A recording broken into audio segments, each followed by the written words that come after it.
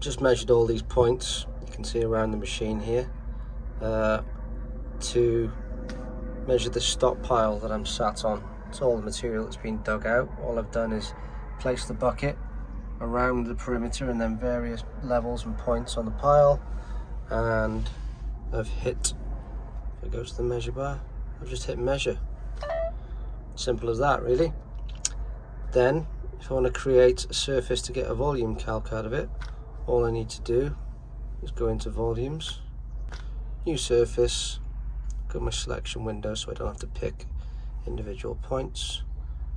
If I want a bit more detail, I can put a boundary around it to say where the pile starts, the shape of the boundary.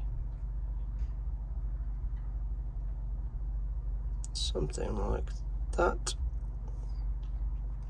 I'll give it a couple of break lines as well. 1,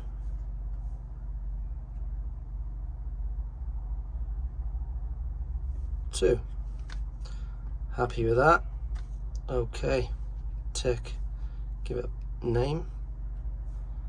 Stockpile.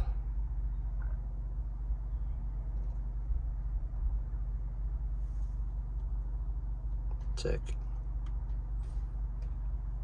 Okay, there's what I'm sat on.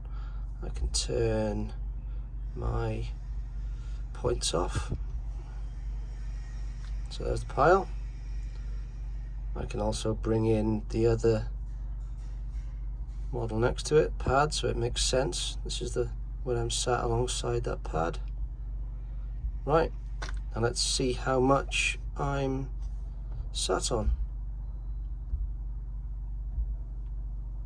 Calculate volume, stockpile.